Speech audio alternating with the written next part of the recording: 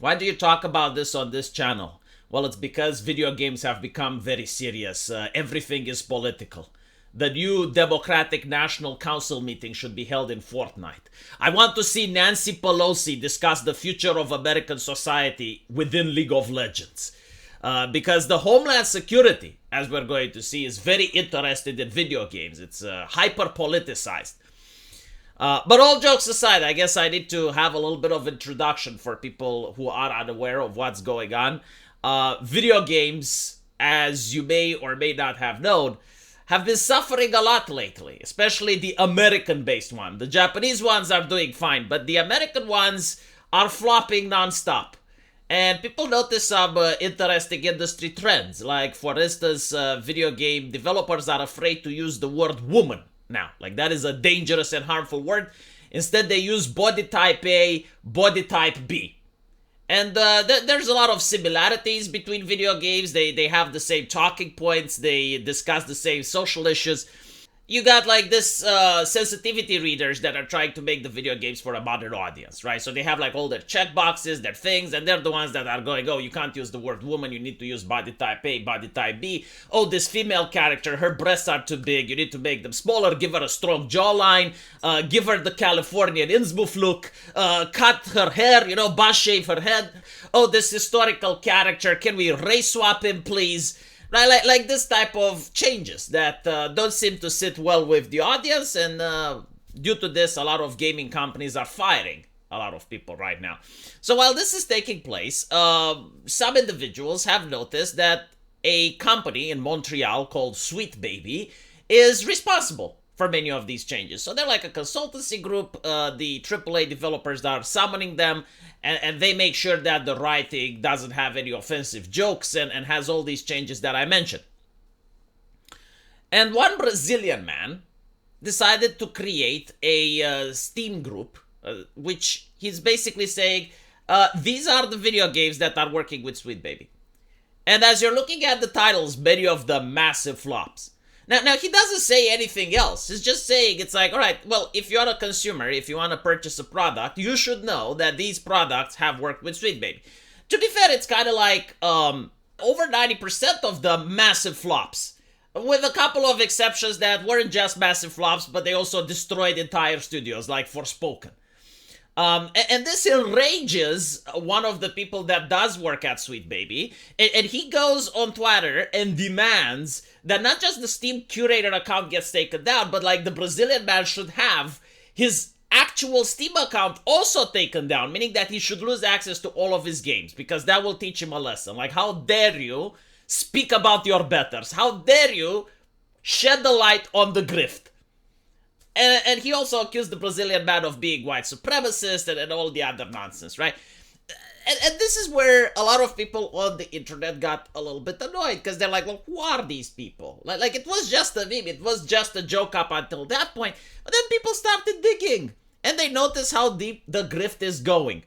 And you have now journalists from Kotaku, and you have like other publications coming out in order to defend this company, Sweet Baby, as if this company, I guess, is uncriticizable, as if we live under an Islamic law and this company is the Quran itself. Like you're not allowed to say any type of criticism, like any type of negativity towards it, because otherwise you're creating harassment.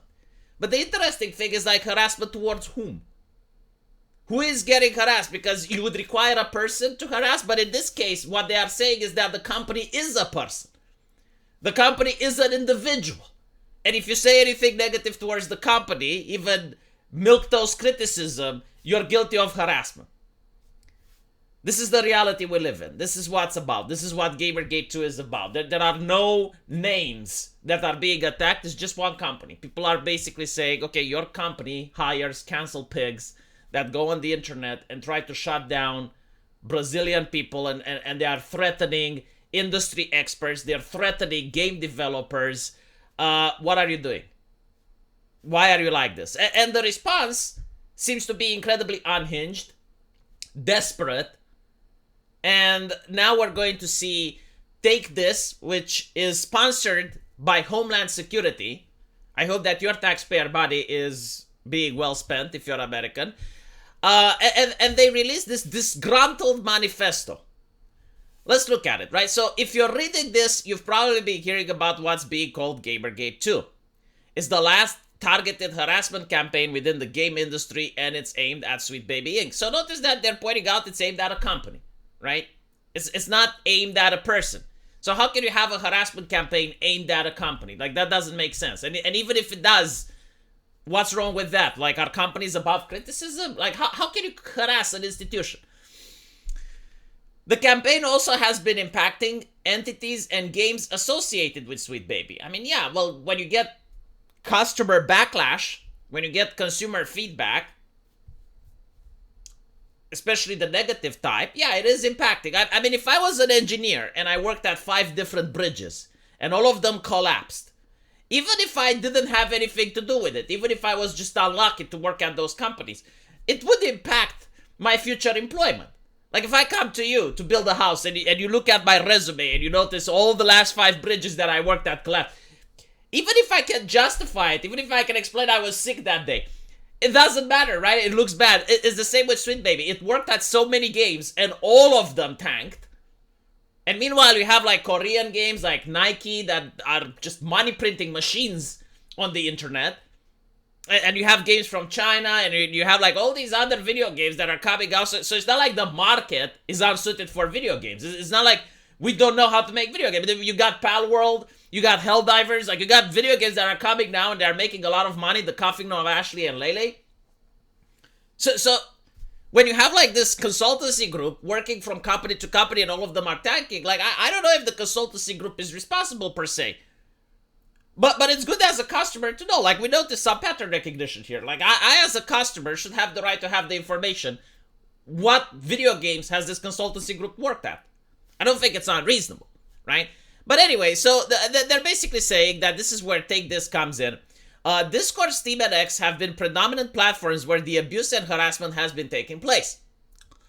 In these spaces, lists of game studios, companies, and associated organizations are being circulated for targeting by members of the mob. Notice how they don't give any example, because there aren't any. There isn't any single example. Now, I can give you examples of game developers, journalists harassing individuals. Like, that does exist. I saw game journals and people from GDC threatening private individuals on LinkedIn, saying that if you talk about this, your employment is over. Like, that does happen. They are threatening customers. They are threatening private citizens. But I haven't seen the opposite. I genuinely haven't seen any evidence of what they are talking about to be done against journalists. The thing is, like, it's kind of difficult to target game journalists because no one reads their publication. So even if they were to say outlandish shit, even if they were to say, like, the most bizarre racist stuff, no one would know. No one reads them. No one follows them. No one is interested in them. It's hard to harass a nobody because nobody knows that the nobody exists. So anyway, this is where it's interesting. As scholars and journalists have noted. Okay, let's talk a little bit about the scholars and journalists. Let's look at what these austere religious scholars are talking about. And by the way, they absolutely hate this. Like, what they hate the most isn't harassment, isn't any... No. What they hate the most is when they say something in public, and then someone like me comes and takes what they already said and present it to a wider audience. When you cast a spotlight on the bad shit and same thing that they're spewing, that's why they hate the most. This is why they hate Libs of TikTok. Like, what is Libs of TikTok? It's a Twitter account that goes on TikTok and picks some of the most fringe, extreme takes and presents them to the public. Unedited, without any other opinion. It's just like, this is what I found on TikTok, here you go. They absolutely despise this and they want to shut her down. This is what they did with the Steam Baby curator. It's like, okay, this is the companies that Sweet Baby works on. We have it on their website. This is their information. Here it goes. They absolutely despise this. So I assume that the austere religious scholars also hate when you talk about things like this, which is, again, like from one of their PowerPoint presentations. This is at one of their events. And this is what they believe, right? So they believe that mainstream games soft sell white supremacy. Now, they never define what white supremacy is, But I guarantee to you it's not what you think about, right? So it's not an ideology that makes white people think they're superior, which is in the name, right? No. They probably have like a more encompassing definition. I would not be surprised if it's not something to akin to meritocratic capitalism. I'm not even kidding, because they think like Japan is also white supremacy. But anyway, right, so they think that the industry has a lack of diversity. Now, this is absolute false, and it can easily be debunked. More than half of the games that are coming out are made by Asia. So you have China making games, you have South Korea making games, you have Japan making games. And then even when the West, right, like these are so racist that they think all white people look the same. But in reality, you have video games coming from Poland, you got video games coming from Russia. I mean, what was the name of that game? Pathfinder, Wrath of the Righteous, right? Like they have Russian development team. You have games coming from Ukraine. The gaming industry is incredibly diverse, right? And if you were to play video games that came before 2016, like if you play Neverwinter Nights, if you play Star Wars: The Old Republic, they have diverse characters as well. The fart sniffing that video games weren't diverse until the consultancy groups like Sweet Baby came in is false. Absolutely false. And then they talk about privileging the white male gamer. Again, it's false, right? They only talk about games that cater to men, but there are a lot of games that cater to women, and they don't talk about those, right? Like, they don't talk about the point-and-click hidden object games, like the Big Fish games. They used to be very popular with women. They don't talk about Bejeweled. They do not talk about gacha games. Like, a lot of women do play phone gacha games, right? They will only focus on Call of Duty. They will only focus on Mortal Kombat, which, yeah, like, this is a genre that caters to men. But that's no problem, right? Like, just like you have books, and books have different genres. Like, some cater to young men, other cater to older men, some cater to young women, other cater to older women. But they prefer to only talk about Call of Duty, and they think, oh, the entire industry is around Call of Duty, and therefore, because Call of Duty caters to men, all video games cater to men. They're very disingenuous. These academics are not being challenged. They will never go into a debate with someone that disagrees with them. It's just a circle jerk. Under the umbrella of the academia, right? So just because they created a safe space where they peer review each other's work and it's never being challenged by an outside source, this is why we have this madness, right? So apparently, like, listen to this, because Little Billy is playing Fortnite. Fortnite lacks diversity. Fortnite privileges Little Billy, and this is why Little Billy becomes a misogynist pig. Is this normal? Is this like, do you guys feel this way? What's funny is that they would laugh when Donald Trump said that video games cause violence, or that Jack Thompson said that, like, that they consider that to be ridiculous. But video games cause misogyny, that is 100% true. That's academic papers. Apparently, right, like, all this leads to Gamergate, and it normalizes extremist discourse and ideology. What, that Sweet Baby Inc. is a grifting company? Is this what extremist discourse and ideology looks like? That you have the CEO on record implying to companies that if they don't hire them, they're going to get trouble on Twitter? Is that extremist ideology, right? So basically, like, what they want to talk about is that art has to be controlled, right? You can't have the painter paint whatever it wants. You can't have the poet write whatever it wants. You gotta make sure that art is directly supervised by these companies that do nothing but offense-proof reading. And as you can see here, like, Take This is genuinely concerned that as the US presidential election this year is coming, this is why they need to crack down on it, right?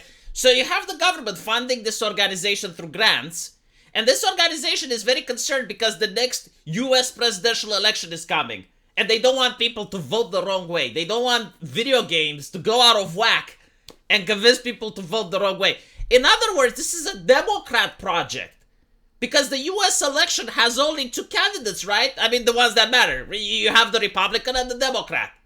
And the Democrats are freaking out, oh, what if the gamers are going to vote incorrectly this year? No, we need to put a stop to that. We can't allow people to discuss and have conversations unsupervised in video games. If Little Billy goes to Fortnite and takes part into the next presidential election, Oh my God, we may lose?